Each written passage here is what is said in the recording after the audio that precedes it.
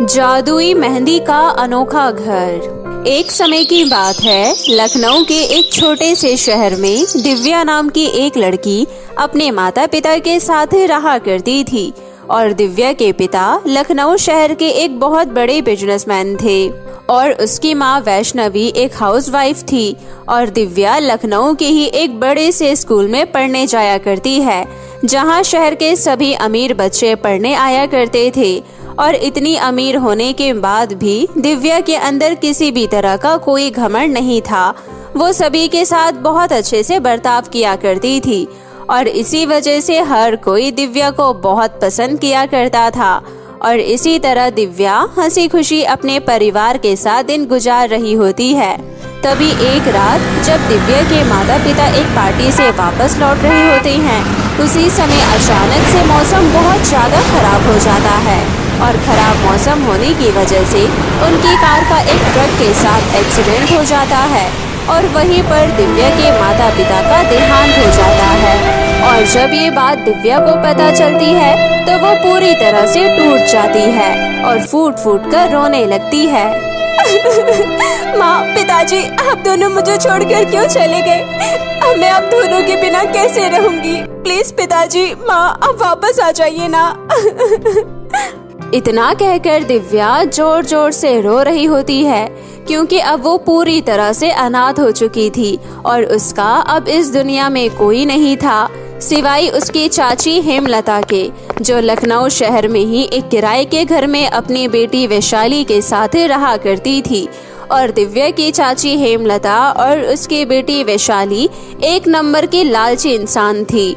इसलिए जब उन्हें पता चला कि दिव्या के माता पिता का देहांत हो गया है, तो वो लोग फटाफट से प्रॉपर्टी के लालच में दिव्या के घर आ जाते हैं और दिव्या को फुसलाते हुए कहते हैं, दिव्या बेटी, तुम चिंता मत करो, मैं हूँ ना, मैं तुम्हारा बहुत अच्छे से ख्याल रखूंगी और तुम्हें कभी भी भैया भाभी की याद नहीं आने दूंगी। आखिरकार तुम भी तो मेरी बेटी जैसी ही हो ना। हाँ दीदी, आप परेशान मत होइए, अब हम लोग आपके साथ इसी घर में रहेंगे और आपको कभी भी अकेला महसूस नहीं होने देंगे। और इस तरह हेमलता दिव्या के साथ बहुत ही अच्छे से बर्ताव किया करती है और हेमलता की बेटी वैशाली भी दिव्या को अपनी बड़ी बहन की तरह माना करती है। लेकिन एक दिन जब हेमलता अपनी चालाकी से प्रॉपर्टी के सारे पेपर दिव्या से साइन करवाकर अपने नाम करवा लेती है, तो वो उस दिन के बाद से अपना असली रंग रूप दिखाना शुरू कर देती है और वो दिव्या से नौकरानी की तरह घर का सारा काम करवाने लगती है। और वैशाली भी दिव्या को परेशान करने का एक भी मौका नहीं छोड़ती। तभी एक दिन, चाची जी, मैंने घर का सारा काम कर लिया है, तो क्या मैं अब खाना खाने जा सकती हूँ? नहीं माँ, इसे भी खाने के लिए कुछ मत देना, क्योंकि इसने अभी तक मेरे जूते पॉलिश नहीं किए हैं और आपको तो पता है ना कि मुझे गंदे जूते पहनकर स्कूल जाना बिल्कुल भी नहीं पसंद है। क्यों री, तूने मेरी बेटी के अभी तक जूते पॉलिश नहीं किए हैं? तू क्या चाहती है, मेरी बेटी गंदे जूते पहनकर स्कूल जाए? लेकिन चाची जी, मैंने तो पहले ही वैशाली के जूते पॉलिश कर दिए थे, पर पता नहीं कैसे ये। अच्छा, तो तेरे कहने का मतलब है कि मैंने अपने जूते जानबूझकर गंदे किए हैं? देखा माँ, अब ये अपनी गलती का इल्जाम मुझ पर लगा रही है। तेरी इतनी हिम्मत, तू मेरी बेटी पर उंगली उठा रही है? अरे, एक तो काम चोरी करती है, ऊपर से झूठ भी बोल रही है। रुक जा, अभी मैं तुझे बताती हूँ। इतना कहकर हेमलता दिव्या को बहुत मारती है और कहती है, खबरदार, जो आज तूने खाने को हाथ भी लगाया तो आज तुझे पूरे दिन खाना नहीं मिलेगा।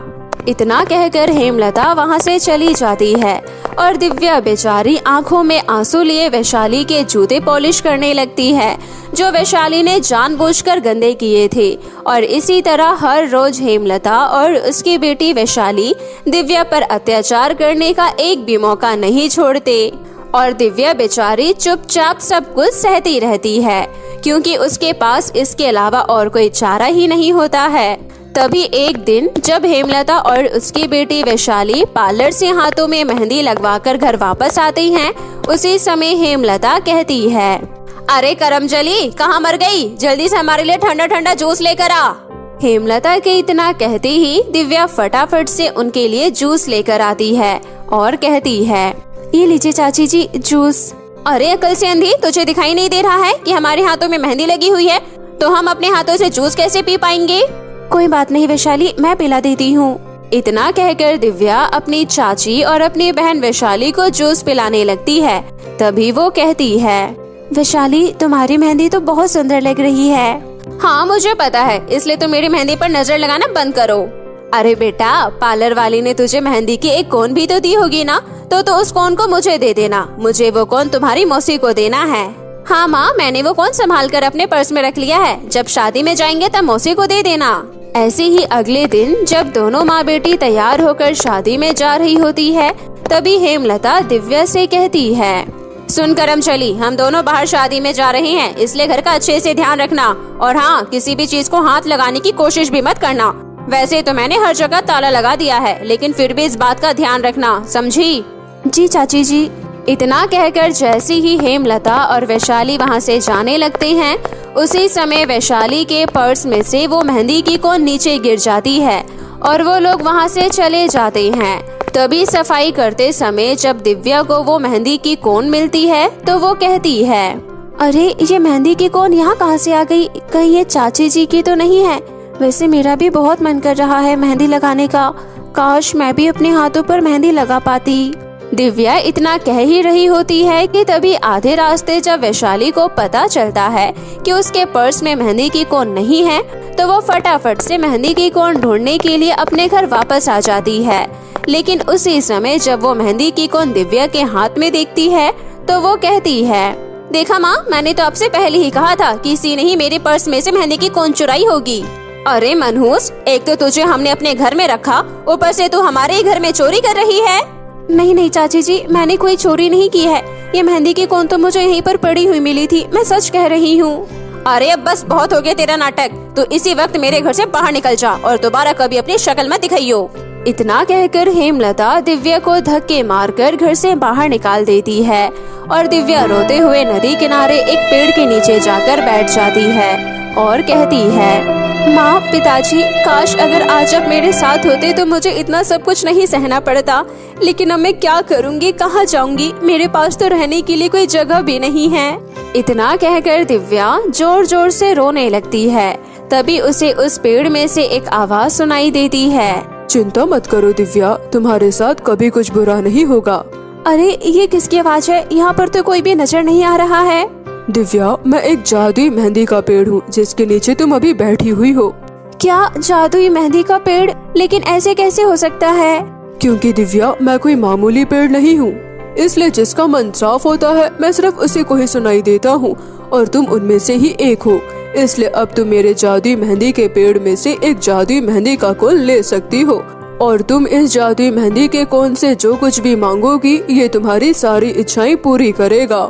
इतना सुनकर दिव्या बहुत ज्यादा खुश हो जाती है और वह उस जादुई मेहंदी के पेड़ में से एक जादुई मेहंदी का कोन ले लेती है और उस जादुई पेड़ का धन्यवाद करके एक खाली जगह पर आकर खड़ी हो जाती है और कहती है, हे जादुई मेहंदी की कोन, मुझे रहने के लिए एक छोटा सा घर दे दो जहाँ मैं सुकून से रह सकूं।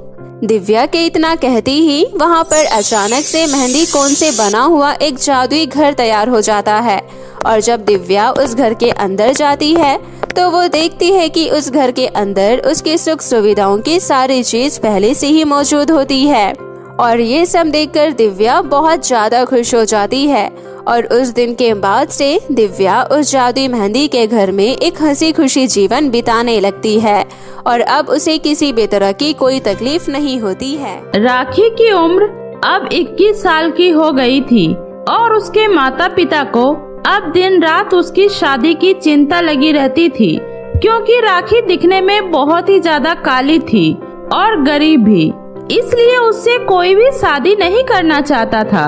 और राखी का एक छोटा भाई था, राहुल, जो अभी 10वीं क्लास में पढ़ता था। और ऐसे ही एक दिन राखी के पिता उमेश अपनी पत्नी शांति से कहते हैं, शांति, अब तो मुझे लगता है कि भगवान को किसी गरीब के घर बेटी को जन्म देना ही नहीं चाहिए।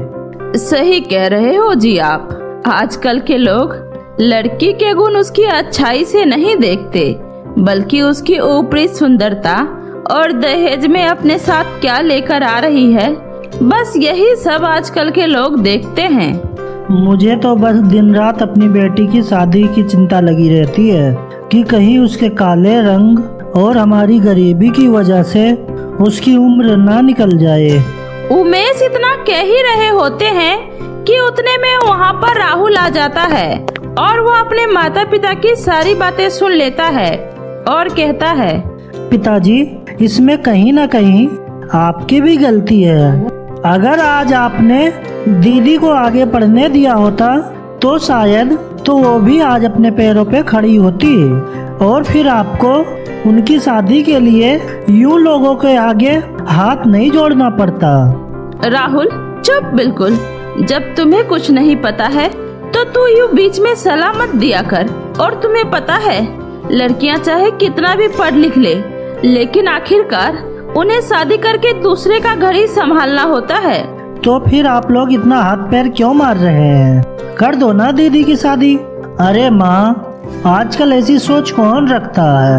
आपको पता है आजकल लोग अपनी पढ़ाई के जरिए क्या कुछ नहीं कर रहे हैं। और मेरी दीदी पढ़ाई में मुझसे भी ज्यादा तेज थी।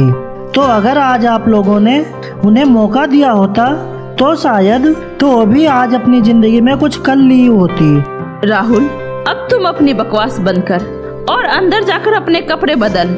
इतना सुनकर राहुल गुस्से में वहाँ से चला जाता है। तभी राखी उससे कहती है, राहुल, माँ बाबा से इस तरह बात नहीं करते। वो हमारे बड़े हैं, तो वो जो भी हमारे बारे में सोचेंगे वो अच्छा ही होगा। क्या अच्छा सोचते हैं दीदी? अगर आज उन लोगों ने आपको आगे पढ़ने दिया होता तो आज आप भी किसी अच्छी कंपनी में जॉब कर रही होती, तो आपके लिए भी रिश्तों की लाइन लग जाती। अच्छा ठीक है मेरे प्यारे भाई, अब तुम शांत हो जाओ और खाना खा लो। एक तो दीदी आप भी ना कभी अपने लिए आवाज नहीं उठाती हो। अरे तो मैं किसके सामने अपनी आवाज उठाऊं? वो सब मेरे अपने ही तो हैं। इतना कहकर राखी राहुल को शांत करवा देती है। और कुछ दिनों बाद प्रेमलता नाम की एक औरत एक रिश्ता लेकर राखी के घर आती है और कहती है, अरे राखी की माँ, मैं तेरी बेटी के लिए एक बहुत ही अच्छे घर का रिश्ता लाई हूँ। वैसे तो लड़के वाले बहुत ही ज्यादा अमीर हैं और उनके घर में कई नौकर चाकर भी हैं, तो तुम्हारी बेटी वहाँ पर राज करेगी, राज। प्रेमलता बहन, लड़का क्या करता है? अरे शहर की बहुत बड़ी कंपनी में काम करता है लड़का और बहुत अच्छा खासा कमा लेता है। अरे जब वह लोग इतने ज्यादा अमीर हैं तो वो मुझ जैसे गरीब की काली बेटी से शादी क्यों करना चाहेंगे? अरे क्योंकि उन लोगों को गांव की एक सीधी सादी लड़की चाहिए। उनको रंग रूप से कोई फर्क नहीं पड़ता है। इसलिए मैंने उन लोगों को तुम्हारी बेटी के बारे में बताया था, तो मालकिन ने हाँ कह दिया। इसलिए अब तुम ज्यादा मत सोचो राखी की माँ, और इस रिश्ते के लिए हाँ कर दो। इतना सुनकर शांति और उमेश इस रिश्ते के लिए मान जाते हैं और कुछ ही दिनों में राघव के साथ राखी की शादी हो जाती है। और दहेज के नाम पर उमेश से जितना कुछ बन पाता है वह राखी को छोटा मोटा सामान दे देते हैं। लेकिन आज वह इस बात से बहुत खुश थे कि उन्होंने अपनी बेटी की शादी इतने बड़े घर में की है जहां उसे कभी भी किसी तरह की कोई तकलीफ नहीं होगी। लेकिन ऐसा कुछ नहीं होता, क्योंकि जब राखी शादी करके अपने ससुराल जाती है तो उसकी सास मेनका उससे कहती है, अरे इधर उधर क्या देख रही हो? आज तक तुमने कभी इतना बड़ा घर देखा भी है? नहीं मम्मी जी, सच में आपका घर बहुत ही ज्यादा सुंदर है। अरे तो तब भी तेरे बाप से इतना नहीं हुआ कि वो तुझे दहेज में कोई ढंग का सामान दे दे? अरे हमने तो वैसे भी कोई मांग नहीं की थी, लेकिन फिर भी तेरे बाप ने जो भी दिया है कम से कम ढंग का तो दे देता। अरे ऐसे सामान तो हमारे घर के नौकर तक यूज नहीं करते जैसे तेरे बाप ने दिया है तुझे। उसी समय मेनका की बेटी रोजी भी वहाँ पर आ जाती है और कहती है, अरे माँ, मैंने सुना है कि ये जो गरीब घर की लड़कियाँ होती है ये खाना बड़ा अच्छा बनाती है। तो मेरी प्यारी भाभी जी, आप ऐसा करिए, आप हम लोगों के लिए फटाफट से खाना बना कर ले आइए। हाँ क्यों नहीं, मैं अभी बना कर ले आती हूँ। आप बस मुझे बता दीजिए कि रसोई कहाँ है। राखी को बहुत अजीब लग रहा होता है कि वे सब लोग उसके साथ ऐसा बर्ताव क्यों कर रहे हैं। इसलिए राखी चुपचाप रसोई में जाकर सबके लिए खाना बनाती है और कुछ ही देर में डाइनिंग टेबल पर सबको खाना परोस देती है। और खाना खाते ही राघव कहता है, खाना तो तुम ठीक ठाक ही बना लेती हो। चलो अब नौकर के हाथ का खाना नहीं खाना पड़ेगा। हाँ ठीक है। वैसे भी राखी, तुम्हें पता है हमारे बेटे के लिए एक से बढ़कर एक बड़े घर के रिश्ते आ रहे थे, लेकिन मैंने सोचा था मैं एक गरीब घर की लड़की ही लेकर आऊंगी जो हमारे सामने कभी अपना सर न उठा सके। इसलिए तुम भी हमेशा अपनी औकात में रहना और मेरे सामने कभी भी अपनी आवाज ऊंची करने की कोशिश मत करना। जी मम्मी जी, मैं इस बात का पूरा ध्यान रखूंगी। कहने को तो राखी इतने बड़े घर की बहू थी, लेकिन उस घर में उसकी हालत सिर्फ एक नौकरानी के जैसी थी, क्योंकि हर छोटी छोटी बात और हर किसी गलती पर मेनका और रोजी उसे हमेशा नीचा दिखाया करते थे। ऐसे ही एक दिन, अरे भाभी, आज मेरी कुछ फ्रेंड घर आ रही है, इसलिए आप ये वाले कपड़े पहनकर उनके सामने आना, क्योंकि मुझे आपको ये गरीबों वाले कपड़े बिल्कुल भी पसंद नहीं है। इसलिए आप मेरे फ्रेंडों के सामने मेरी इंसल्ट मत करवा देना। पर रोजी, मेरे इन कपड़ों में आखिर खराबी क्या है? अरे कौन से कपड़े? आप इन्हें कपड़े कहती हैं? अरे ऐसे कपड़े तो हमारे घर के नौकर तक नहीं पहनते और आप इसे कपड़े कह रही हो? अरे लगता है अभी तक आपको हमारे स्टैंडर्ड का पता नहीं चला। पता नहीं कौन से घटिया मार्केट से आपके बाप ने आपको ये कपड़े खरीद कर दिए थे। रोजी इतना कह ही रही होती है कि उसी समय वहाँ पर राहुल आ जाता है और वह रोजी की सारी बातें सुन लेता है। अरे आप किस तरह बात कर रही हो मेरी दीदी से? अरे राहुल, तुम कब आए? और छोड़ो इन बातों को, तुम चलो मेरे साथ। इतना कहकर राखी राहुल को अपने कमरे में लेकर जाती है, जहाँ राहुल उससे कहता है, दीदी वो किस तरह आपसे बात कर रही थी और आप चुपचाप ये सब सुन रही थी? इसका मतलब आप यहाँ पर बिल्कुल भी खुश नहीं है। बताओ दीदी, और मुझे सब कुछ सच सच बताना। राहुल के इतना कहने पर राखी उसे सारी बातें बता देती है। तभी राहुल कहता है, इतने घटिया लोगों के साथ आप कैसे रह रही हो दीदी? अरे मुझे तो इन बड़े लोगों पर पहले ही भी विश्वास नहीं था, लेकिन मेरा सुनता कौन है? तुम परेशान मत हो राहुल, सब ठीक हो जाएगा। और इसी तरह से कई साल बीत जाते हैं और उसी बीच राखी एक बेटी को जन्म देती है। अरे पहले ही हम इस मनहूस को अपने घर उठा कर ले आए और अब इसने अपनी ही जैसी एक मनहूस को और जन्म दे दिया है। अरे राखी, मुझे अपने कुल को आगे बढ़ाने के लिए एक बेटा चाहिए था, लेकिन तुमने एक बेटी को जन्म दिया है। इस तरह से मेनका और राघव राखी और उसकी बेटी को ताने देने लगते हैं और राखी उन लोगों की बातें सुन सुनकर मन ही मन कमजोर पड़ती जा रही होती है। और उसी बीच राहुल अपनी बहन और उसकी बेटी के लिए कुछ गिफ्ट्स लेकर आता है और अब राहुल वकालत की पढ़ाई करके एक बढ़िया वकील बन चुका था। दीदी क्या हुआ? आज आप इतनी कमजोर क्यों लग रही हो? ये लोग आपका ख्याल नहीं रखते क्या? नहीं राहुल, ऐसी कोई बात नहीं है। तुम बताओ, माँ बाबा कैसे हैं? उन लोगों ने तो मेरी शादी करने के बाद कभी मेरा ठीक से हालचाल तक नहीं पूछा, जैसे कि मैं उन लोगों पर बोझ थी। क्या हुआ दीदी? आज आप मुझे सच में बहुत ज्यादा परेशान लग रही हो। सही कहा तुमने राहुल, मैं बहुत ज्यादा परेशान हूँ। अरे इसमें मेरा क्या कसूर था कि मैं एक गरीब घर में पैदा हुई, और अगर आज मेरे माँ बाबा ने मुझे पढ़ाया होता तो मैं जरूर अपनी जिंदगी में कुछ कर लेती। इस तरह इस घर में एक गरीब बाप की बेटी की जिल्लत तो नहीं सह रही होती। अरे वे लोग तो चैन की नींद सो जाते होंगे ये सोचकर कि बेटी को बड़े घर में विदा किया, लेकिन वो बेटी खुश है या नहीं, इनसे उन लोगों को कोई फर्क नहीं पड़ता। राहुल अपनी बहन की यह हालत देखकर बहुत ज्यादा दुखी होता है और अपनी बहन से कहता है, दीदी आप अभी मेरे साथ घर चलिए। जब इस घर के लोगों को आपकी कदर नहीं है तो आपको यहाँ रुकने का क्या फायदा है? इतना कहकर राहुल अपनी बहन और उसकी बेटी को लेकर अपने घर आ जाता है और अपने माता पिता को सारी बातें बता देता है। तभी शांति कहती है, ये क्या किया तुमने राहुल बेटा? लड़की की शादी के बाद उसका ससुराल ही उसका सब कुछ होता है। अरे तो मैं क्या करता? दीदी को ये सब चीजें चुपचाप सुनने देता? अरे इसमें दीदी की क्या गलती है? यही कि वो आपके घर में पैदा हुई। इसलिए मेरी एक बात आज आप लोग कान खोलकर सुन लीजिए। दीदी अब यहीं रहेगी और अपनी बाकी की पढ़ाई पूरी करके अपने पैरों पर खड़ी होगी और उनका सारा खर्चा अब मैं उठाऊंगा। और इस तरह राखी अपनी बची हुई आगे की पढ़ाई पूरा करती है और एक सरकारी स्कूल में टीचर की नौकरी करने लगती है और अच्छा खासा पैसा भी कमाने लगती है। इस तरह वो अपनी बेटी का भी एक बड़े से स्कूल में एडमिशन करवा देती है और राखी के त्योहार वाले दिन वो राहुल को राखी बांधते हुए कहती है, राहुल मेरे प्यारे भाई, सच में आज तुमने एक भाई होने का फर्ज अदा किया है और आज मुझे यह राखी बांधते हुए तुम पर सच में बहुत गर्व हो रहा है। सास का महंगा बनारसी लहंगा। एक दिन मीना अपनी माँ के शादी का लहंगा पहने हुए अपने कमरे से बाहर आती है। उस समय उसकी माँ कौशल्या हॉल में बैठे चाय पी रही होती है।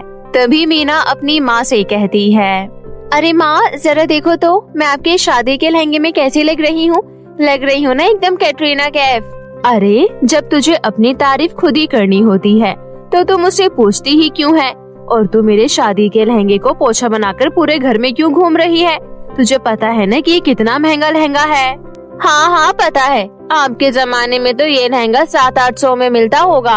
हाँ तो तुझे पता है उस जमाने में 700-800 रुपए हमारे लिए कितना ज्यादा होता था। इसलिए तू मेरे इस लहंगे को पोछा बनाना बंद कर और जाकर इसे चुपचाप से अलमारी में रख दे। अरे माँ पहले मैं इस लहंगे में कुछ फोटो तो ले लूँ, फिर आपका लहंगा रख दूंगी। अरे हाँ तुझे तो बस फोटो लेना ही तो आता है। अपने एक फोटो के चक्कर में मेरा इतना महंगा लहंगा निकाल कर पहन लिया। और वैसे भी तुझे ढंग से लहंगा पहनना तो आता नहीं है। चुन्नी जमीन पर लहराते हुए चलती है। अरे जरा देख कर चलियो, कहीं चुन्नी में पैर फंसाकर गिर मत जाइयो। अरे हाँ ये तो मैंने सोचा ही नहीं, पर क्या करूँ माँ, मुझे लहंगा पहनने का इतना शौक है कि मेरा चुन्नी पर ध्यान ही नहीं जाता। अरे लहंगा पहनने का इतना शौक है लेकिन तुझे ढंग से चुन्नी लगानी तो आती नहीं है। अरे क्या बिना चुन्नी के लहंगा पहनेगी क्या? अरे माताश्री ये वाली चीज तो आप मुझे सिखा ही सकती हो ना, इसलिए चलिए मेरे साथ। अरे हाँ लेकिन थोड़ा आराम से चल, कहीं गिर मत जाइयो। कौशल्या के इतना कहते ही मीना का पैर उसकी चुन्नी में फंस जाता है और वो नीचे गिर जाती है। ये देखकर कौशल्या ना चाहकर भी अपनी हंसी रोक नहीं पाती और वो जोर जोर से हंसने लगती है, क्योंकि मीना एक चंचल और हंसमुख किस्म की लड़की थी और उसे लहंगा पहनने का बहुत शौक था। इसलिए वो हमेशा हर फंक्शन पर लहंगा ही खरीदती थी। और ऐसे ही एक दिन वो अपनी माँ के साथ शॉपिंग करने जाती है और लहंगे की शॉप पर जाकर अपने लिए एक लहंगा पसंद करने लगती है। तभी उसकी नजर एक पिंक कलर के लहंगे पर पड़ती है जो उसे बहुत पसंद आता है। इसलिए वो दुकानदार से कहती है, अरे भैया ये लहंगा तो बहुत ही सुंदर है, कितने का है ये वाला लहंगा 10,000 रुपए का है। ये सुनकर मीना उस लहंगे के ऊपर से अपना हाथ हटा लेती है और कहती है, अरे भैया इतना महंगा लहंगा, क्या हीरे जड़े हुए हैं इसमें? अरे पागल, ये कोई नेट का लहंगा नहीं है बल्कि बनारसी लहंगा है। देखिए ये इस लहंगे का लास्ट पीस है और सबसे बेस्ट क्वालिटी है। तो बताइए अगर आपको ये लहंगा पसंद है तो मैं इसे अभी पैक कर देता हूँ। अरे नहीं भैया, इतना महंगा लहंगा, माँ तो 1000 रुपए से ऊपर का लहंगा कभी दिलवाती ही नहीं है, इसलिए आप रहने दीजिए इसको। सही कहा तूने, वैसे भी कुछ खास नहीं लग रहा, चलो हम कहीं और से देख लेती हैं। इतना कहकर दोनों माँ बेटी कुछ देर में शॉपिंग करके घर वापस आ जाती है और ऐसे ही समय गुजरता रहता है। और इसी बीच मीना की शादी महेश नाम के एक लड़के से हो जाती है और शादी के बाद मीना अपने ससुराल के हर फंक्शन में तरह तरह के लहंगे पहना करती थी।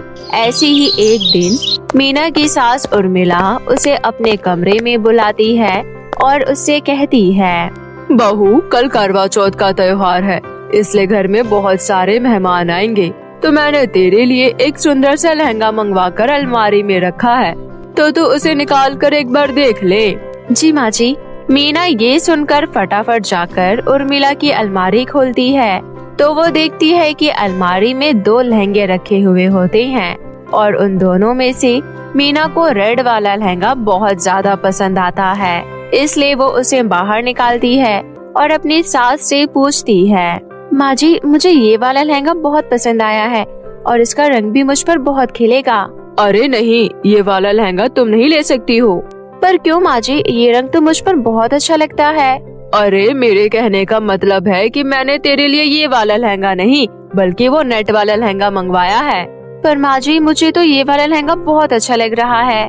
अरे तुझे एक बार में समझ क्यों नहीं आ रहा? ये लहंगा बहुत महंगा है और इसका ब्लाउज भी फटा हुआ है। अच्छा तो ऐसी बात है, कोई बात नहीं माँ जी, मैं दूसरा वाला लहंगा ले लेती हूँ। इतना कहकर मीना वो लहंगा उठाकर अलमारी में रख देती है और नेट वाला लहंगा लेकर अपने कमरे में चली जाती है। उसी समय उर्मिला कहती है, अच्छा हुआ जो मेरा इतना महंगा लहंगा बच गया। ऐसे ही अगले दिन करवा चौथ का त्योहार होता है और घर में बहुत सारे मेहमान आए हुए होते हैं और मीना उन लोगों की खूब खातिरदारी करती है। उसी बीच मीना की नंद कमला भी वहाँ पर आ जाती है। मीना उसे हॉल में बैठने के लिए कहती है। तभी वहाँ पर उर्मिला भी आ जाती है और वो अपनी बेटी से बात करने लगती है। उसी समय मीना मेहमानों के लिए चाय नाश्ता बनाने के लिए रसोई में चली जाती है। उसी समय मीना के हाथों से चाय फिसलकर उसके लहंगे पर गिर जाती है और उसका लहंगा पूरा खराब हो जाता है। जिसके बाद वो कहती है, हे भगवान, ये क्या हो गया? माँ जी का दिया हुआ पूरा लहंगा खराब हो गया। अब मैं क्या करूँ? और अगर मैं ऐसे बाहर जाऊंगी तो माँ जी मुझ पर बहुत ज्यादा गुस्सा करेंगी। ऐसा करती हूँ, मैं माँ जी के कमरे में जाकर कपड़े चेंज कर लेती हूँ, क्योंकि मेरे कमरे में तो महेश और उनके कुछ दोस्त बैठे हैं। इतना कहकर मीना उर्मिला के कमरे में जाती है और अपने लिए कोई साड़ी निकालने लगती है। उसी समय उसकी नजर फिर से उसी रेड वाले लहंगे पर पड़ती है और इस बार वो उसे निकालकर पहन ही लेती है। और कुछ देर बाद जब वो बाहर जाती है तो उर्मिला और कमला उसे उस लहंगे में देखकर हैरान हो जाती हैं। तभी कमला कहती है, अरे माँ, क्या आपने अपना इतना महंगा बनारसी लहंगा भाभी को दे दिया क्या? क्या कहा दीदी आपने? माँ जी का महंगा बनारसी लहंगा, ये जो मैंने पहना है? अरे हाँ, तुम्हें पता है माँ ने आज तक अपना ये लहंगा किसी को नहीं दिया, फिर आज आपने ये कैसे पहन लिया? ये लहंगा बहुत महंगा है, ये तो माँ जी ने मुझे बताया था, लेकिन ये बनारसी लहंगा है ये मुझे नहीं पता था। शायद इसलिए माँ जी मुझे ये लहंगा लेने से मना कर रही थी। बहू, जब तुझे पता है कि मैंने ये लहंगा तुझे लेने से मना किया था, फिर तूने ये लहंगा क्यों पहन लिया? माँ जी, मैं क्या करती, उस समय मुझे कुछ भी समझ में नहीं आ रहा था, पर आप ऐसे गुस्सा क्यों हो रही हैं? मीना के इतना कहती ही उर्मिला वहाँ से बिना कुछ बोले गुस्से में अंदर चली जाती है। उसी समय कमला कहती है, भाभी आपको पता है माँ के लिए ये लहंगा उनकी जिंदगी का सबसे महंगा लहंगा है, क्योंकि माँ ने अपने पहले करवा चौथ पर पिताजी से बहुत जिद करके ये 20,000 रुपए का लहंगा खरीदा था और उस दिन के बाद से माँ ने आज तक ये लहंगा किसी को पहनने नहीं दिया। पर मैंने तो आज ये लहंगा पहन लिया, अब मैं क्या करूँ? ऐसे ही कुछ दिन बीत जाते हैं, लेकिन उर्मिला मीना से कुछ नहीं कहती।